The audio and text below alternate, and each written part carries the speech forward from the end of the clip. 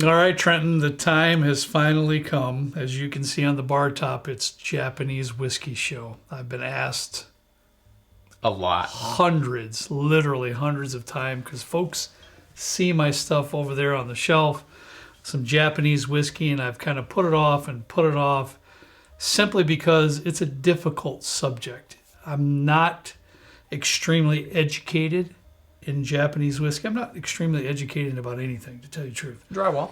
Drywall, yes, that I am. But when it comes to whiskey, especially Japanese whiskey, there's some whiskeys that have a Japanese label on the front. They're not even from Japan whatsoever. I heard that they're going to start really kind of cracking down on the additives and other things that they're supposed to. Yeah. So that's good. I think Canada's going to start, or they have started that also. Yeah. So that's kind of cool to see. And that's a good thing. So it's a difficult subject, but we're going to plod through it, and I'm going to do the very best I can. But before you tear me up in the comments, I'm going to do my best with the name pronunciations. Okay, because I even looked on YouTube and I to try to see how to say them, But if I butcher one or something, my apologies. I'm going to do the very best that I can.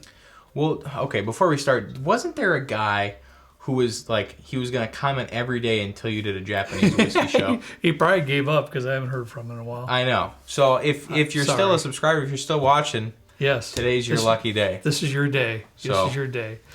All right, Trent, let's get started because we got a lot up here. But there's 6 up here, but these two I'm grouping in one category.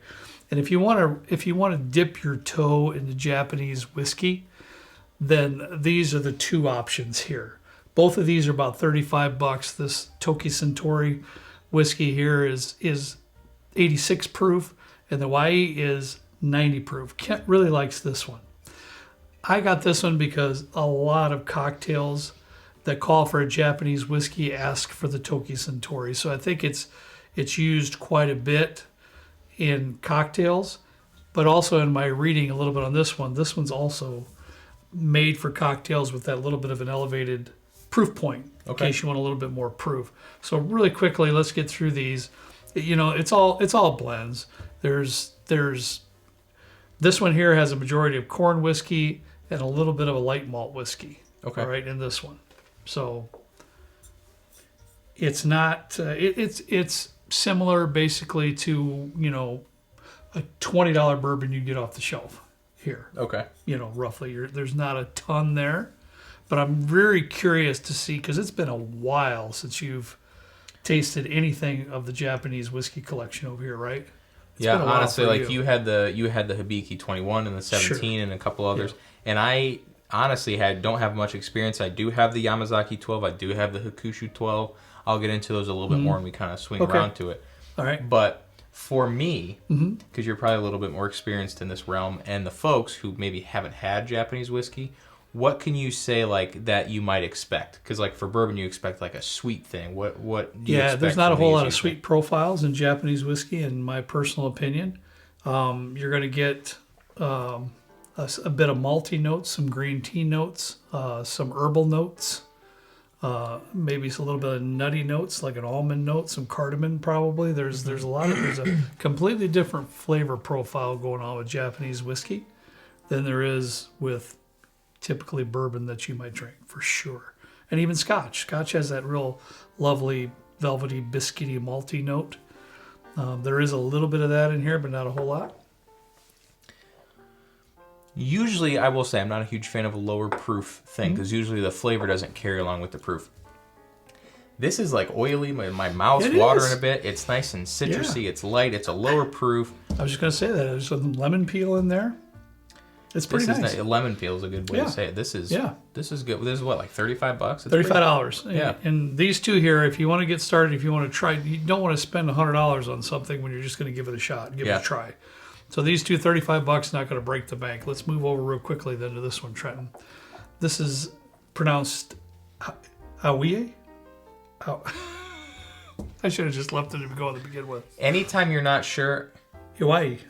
Okay. It's almost like Hawaii, but Hawaii. Just take out the... Yeah. There you go. The huh. Yeah. Pretty much, right? Yeah. Yeah. This is a blend of malt and grain whiskeys and things like that. So Nothing earth-shattering in the blend. Just made specifically for a budget entry-approved Japanese whiskey. It's a little bit punchier. Honestly, it's a little bit more surprising than the 90 proof I would have thought. But it, apart from some breadiness, I'm honestly not getting a whole lot of flavor in there compared to the first one. Right. That was like really bright, refreshing, citrusy. I agree with you. Yeah, this is kind of just like sad. Not sad. There's a tiny bit of maltiness. Trenton is right on the money with that breadiness note to it. It does have a little bit more of a proof point to it. Yeah. But if you want to sip a Japanese whiskey, I think I would recommend the Toki. This one I think would do well in mixing cocktails. Yeah. I think it would stand up well for that, but not much for a sipper. So that's where I'm at there. Well, and correct me if I'm wrong, but usually like Japanese whiskeys don't go very like they're not 120 proof. They're not even like no. They're not usually even above 100 proof. They're usually within 80 to 90. A lot of them around 86 proof. So you Okay. get something 90 or 92 or whatever, then you're doing something. Interesting. Okay. Yeah. All right, the next one here, Trenton. We're going to jump up in price a decent amount here, but this is a Kiryoshi malt whiskey sherry cask. Malt whiskey sherry cask. All right. This one here is 92 proof, but it's going to bump you up to about that $65, $70 range. Okay, it's a blend of malt whiskeys. Now here's the catch. Now I want to throw this one in intentionally. I just thought of this too. This one is actually a blend of whiskeys from Scotland and from Japan. Interesting. Okay, so I want to put this in there because, like we spoke about with Japanese whiskeys. Now, Trent, look on that. I don't have my glasses. Just at a quick scan, would anything tell you that there's whiskeys from Scotland in that bottle? No. None. A lot of Oshis and a lot of Japan. I think I saw Japan listed 3 times on the back. Nothing about Scotland. Right. Nothing. So do your homework. You know, that doesn't mean it's not good. It's just that's kind of indicative of Japanese whiskeys. You never know. But I wanted to put this one in there intentionally for that reason. Boy, the nose is lovely. Is this the one that you got said like a is barley note plus all those fruit jammy notes from the sherry casks? Jammy Jams? Yeah. You bet. Well, I'll let you speak of the palate first. I like it. It's got a good barley note. Barley, yeah. Mm-hmm. Burley, kind of a lumberjacky. Yeah. Barley note in there, but the sherry in there is really nice too. It's a beautiful. Now those they don't really finish anything there. There's just casks. Some casks are in the blend are aged in sherry. A lot of them, Trenton, actually are ex-bourbon, sherry, and Mizunero. Okay. You know, most everything is going to be blended in one of those 3. Gotcha. So this one here, I really love the sherry influence. I really do. Okay. It's got those berry notes in there. It's not super viscous and oily. I'll grant you that, but I do like that barley note and the sherry flavors that I find in here. You do get quite a bit of berries. There's definitely that sherry influence there, but I don't know how to say this in an elegant way. I don't. And I'm not trying to be funny, but right now, the end of like my palate kind of tastes like I threw up in my mouth a little bit. It's kind of acidic. It's a little bit like I don't even know how to describe it. And I feel bad saying that. I do, because it's like I'm being genuine about how it tastes. No, I get you. That berry up front is solid. Mm-hmm. And I think this is one of the ones that you said has like a nice strawberry note or something a couple of years back. And this could have now that I'm trying to relate to what you're saying, which I can never really do it in your terms and fashion, but there is a sourness to it too. Yeah. There's a bit of a sourness, and that barley might be taking you down a bad direction. Maybe it's like. But as you can see, I drink it every once in a while. I kind of like this one. Mm-hmm. I do. It's like an acid reflux kind of taste. Oddly enough, and I'm serious. I'm not. Sometimes I'll go over the top to be funny, but this is not that. Okay. How much is this one again? About anywhere from $60 to $70. Okay. Roughly, something like that. Yeah. All right. Well, let's move on. You know, probably my favorite lineup of all Japanese whiskeys is the Hibiki. It's also a Suntory product, but the Hibiki lineups, I've had the 17-year and the 21-year, and I'll only have those once. but I enjoyed every drop. Oh, we're not going to do the 17 for the... They're gone, dude. Oh, the 17's right there? No, that is now. That's gone too? Yes. Oh, no. I'm sorry, dude. Wow, I didn't know that. Yep. I was like, that looks pretty dark. Yep. Now we're using it for other purposes here. Oh, wow. It's a sad day. And this is almost gone too. You got a backup? No, I don't, but I will. These are around though. We can get Yeah. these. These are about $85 roughly here, and I always have one. There's a specific little mix that I do, and it's a riff off the Grey Wolf cocktail, Trent, with this. I use this plum vinegar, just a tiny dash of the plum vinegar, a little bit of a dash of the Dom Benedictine, and then a slight pour of the Hibiki Harmony, and I love that for whatever reason. I love that mix. But I am fond of the Hibiki lineups. I just completely enjoyed the 17 and 21 year and had a lot of good memories and sharing that bottle, and it was very good. This is pretty malty, I feel like, It right? is. It is. Okay. It's much less than like a Scotch. Mm-hmm. Is malty. It's more of a dialed down, and I don't know if that has something to do with the proof. This is 80. What is this? 86. 86 proof, yeah. A lot of them are 86 proof, but Yeah. now I'm gonna give you this. I waited to give you this after you took your first sip. This is a blend of grain and single malts, and a lot of this stuff is. So it also has the ex-bourbon, the sherry, the Mizunara cask, right? The Mizunara cask. However, there's a very few casks that are put in the blend that were ex-Islay Scotch barrels. So that's where you're getting that little hint of smoke. You can't really taste, in my opinion, you can't really taste peaty in there, but there's a wisp of smoke rolling around in there as well. With the maltiness, it's light, it's a little more floral, the vanillas, things like that. Yeah, I don't get a whole lot of peat. It is kind of like, let's say you're looking for a house, right? And you go into this house and you walk in, you're like, this person used to be a smoker, or this person smoked in this house quite a bit. It gives you that like, hey, I'm here, and you can feel it in your chest a little bit, but it's not overpowering by any means. It's just kind of there. Now, some of the Hibiki lineup that has some age to it, spectacular. But this one I always have. I always keep this around. All right, buddy, let's move on. You know a little bit about this one, and supposedly it's pronounced Hakushu. Oh, not Hakushu. Okay. No. Well, the U is more of a little like a slight Hakushu. But a lot of it, and I've looked up, and there's different dialects, and some of the pronunciations were different than the others, and it's like, which one do you go with? But the majority was Hakushu. Okay. Different languages are fascinating because I would have never guessed that that's how it's pronounced. Me either. But I'm also not Japanese. I've never been to Japan. Him and I have pronounced it Hakushu forever. Yeah. I want to For a go while. I want to go to Japan, so maybe we need to beef up our Japanese. Yeah, we should. Or some sort. This is actually a 12-year stated whiskey, Trent. It's 86 proof. Now, this one's going to get you up that $130 to $150 range, right? Now, this is a blend of peated and non-peated whiskeys. Yes. So I did look it up for you, just for you. Oh, that's so sweet. And the parts per million, or the ppm of the peat, is between 7 and 9. Now, for example, an Ardbeg is up there in the 30, 40, 45, 30, 40 range, something like that.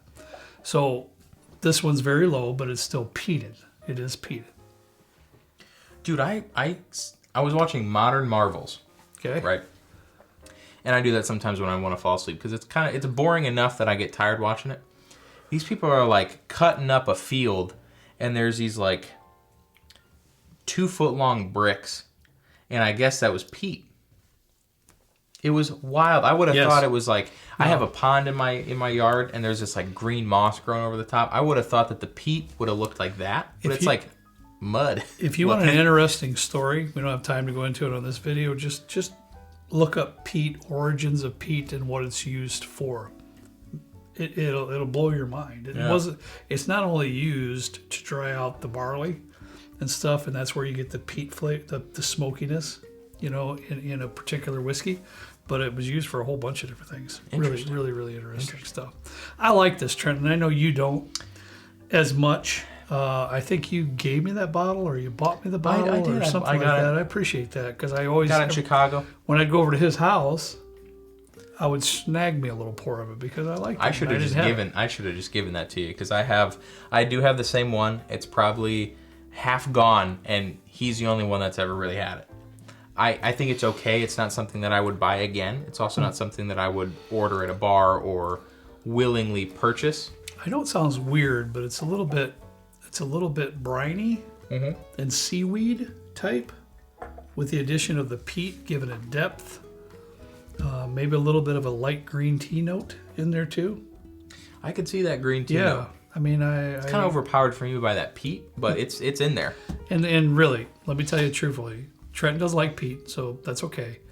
But the peat is minimal. It is minimal. It is minimal. It's there though. Yeah, it is there.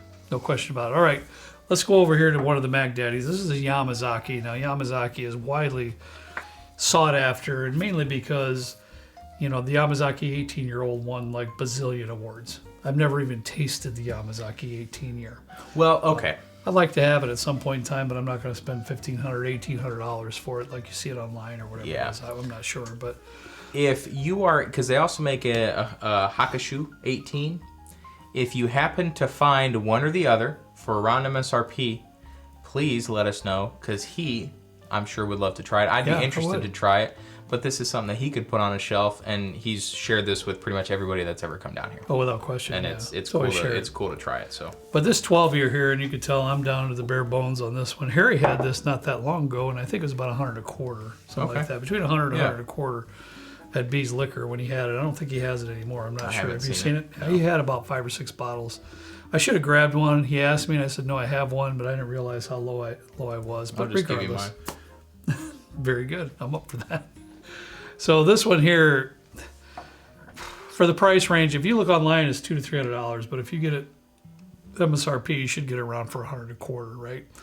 Single malt blend, 12-year stated, 86 proof. That's not it. That's the Hakushu. Thank you for telling me that. Yep. Maybe it's the wrong one.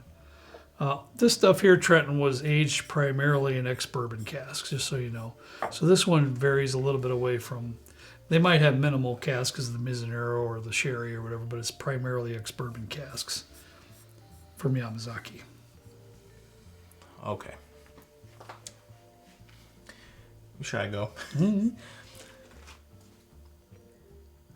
From what I understand, the proof points and stuff of Japanese whiskey are usually around the same.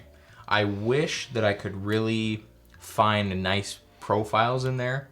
But if I'm going to spend $150 on something like this, I really want to be able to taste it without a doubt. This is very grain forward. It is. And for me, I don't get a whole lot of other flavors in there. I get a little bit of that maltiness, some primary grain notes. Mm-hmm. That's kind of it. Similar with this lovely Remus Gatsby that we just reviewed. He had to point that out. He put that on the shelf. So it was on the shelf in the back of us. I forgot about that. That's actually double the price for 3 extra years. It's something that, if you're going to spend that much, you wish there was a little bit more flavor. Now, I know for Japanese whiskey that the proof points don't usually go within outside of a certain boundary. Mm-hmm. And that's fine. That's just kind of the nature of it. Yeah. I would not buy one again just because I want to be able to really get some nice flavors in there. Yeah. And for this, unfortunately, I'm just not. Well, I'll wrap up the video with my thoughts here, Trent. And this is just me. This is just, organically what I feel with Japanese whiskeys. That particular bottle, you can't deny though that the flavors are more robust than some of the other ones here.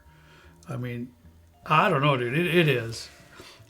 But he's right though. It's very grain forward. There's a little bit of maltiness. It's very different. If you're strictly a bourbon drinker and you like sweet bourbons, this whole thing is not your game, probably. And that's probably where I'm coming from. Yeah. And I'm sorry if you're a huge Japanese fan and you want to punch me in the face because you're like, man, these are really good products. They probably are to most people. But for me, it's just not hitting the mark. I wouldn't even say for most people, but for some people, their palate is going to just think this stuff is delicious. Yeah. And I think some of them actually are. And that's what, independently, we all have different flavor profiles, different flavor palettes. And we're just trying to be extremely honest during the show so that you don't run out and buy something just because we're being a little facetious. We don't want to do that whatsoever, right? Yeah. facetious. We don't That want threw me to for a fudge loop. the truth. Yeah. In other words, make something look good. But for me, I will tell you what I would rebuy here. Okay? Because I'm not huge into Japanese whiskeys. I don't have a big collection. I only have a couple more back there that I didn't put out here.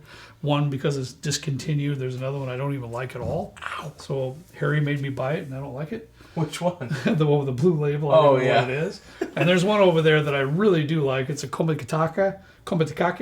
And it's a 2021. It's a limited edition and it's a sherry. I think it's really good, but it's limited as 2021 thing. It's, probably take you $700 to replace it. But for me, up on the bar top, I really dig in this. I think if you want to try a Japanese whiskey, I think this Toki is very good. I would definitely rebuy it. I probably wouldn't rebuy this one again once it's gone. I think it's okay for the purpose of mixing cocktails. Mm-hmm. That's what I think. I like this one, even though some's from Scotland, some's from Japan. You had a little bit of a different opinion in that. I like it. I really like the sherry notes in there. Okay. I will always rebuy this Hibiki Harmony. If you find that this is very good to you and you try a couple of Japanese whiskeys and you want to step it up a touch, that $80, $85 price mark, get you one of these and see what you think about it. I love the Hakushu. Almost said we go. It's the Hakushu 12-year. I love that briny, seaweedy, peaty. Yeah. It's great. I would not buy this one again. You would not? I would not. Really? No, it's not. Interesting. It doesn't really fit into my flavor profile as much. I would love to try the 18-year. Mm-hmm. The 18-year is more sherry forward. Okay. From what I've read and what I've understood. Yeah. But I wouldn't pay $100. I definitely wouldn't pay $200-300 online for this bottle. No. And at this point, I probably wouldn't pay $125 for it again. But that's because I've had it too. Yeah. So keep that in mind. So that's what I feel on the bar top. That's my honest opinion on the Japanese whiskey and what I have here down at the basement. And I'll promise you, I'd love to see if any of you all have a bigger collection or more knowledge into the Japanese whiskey world. Yeah. Please, if anything I said incorrectly, make sure I'm corrected in the comments, which you always do, which is great. I love that. I'd rather be right, Yeah. I'd rather feel a little bit of humility and be corrected than be wrong. So, but, if you have any more knowledge of some great Japanese bottles, love to know. Well, love to know. Because there's a few of these that and a few of them I like, and so I've kind of been scared off, honestly, of buying more. I actually have this. That's Nika. Discontinued now. Well, I have the coffee malt. Oh yeah, that's pretty good. And I do like that. I'm good. not gonna lie. I've used it for mixing quite a bit, That's and it's an good. expensive mixer. But I like about 60, this. $65. If I had one too. Personally, if I were to buy any more Japanese, I would buy one of those coffee malts, and I would buy this. Good point. Past that, for me, Good I point. could take it or leave. That's maybe someday. I'm glad you brought that up because that is a good bottle. Yeah. Well, and two, I think we were talking about doing an SLB meetup in Japan at some point. I really want to go. How long of a plane flight is that? I don't know if I can handle 16 hours, I think. that. What do you think, honey? It would have to be some really comfortable flights. No, it would be like on an Emirates or something. I think my knees would be completely locked up forever. You would just have a couple cocktails, take some melatonin, and you'd be there in no time. Okay. Yeah. Okay. So if you want to join us for that, I've never been out of the country. Have you? I have on a couple occasions, but only in Mexico. Okay. Well, we might be doing a Japanese meetup. We might be doing a London meetup, Scotland meetup, a couple other things. So if you might be interested, let us know in the comments. Wow. I don't even know what I'm getting into here. I have no idea. You're welcome. All right, that's all we have for you today. I hope you enjoyed it. As always, we ask you to please drink responsibly. Hey, see you next time right down here with Trent and me in the good old basement bourbon bar. See you later.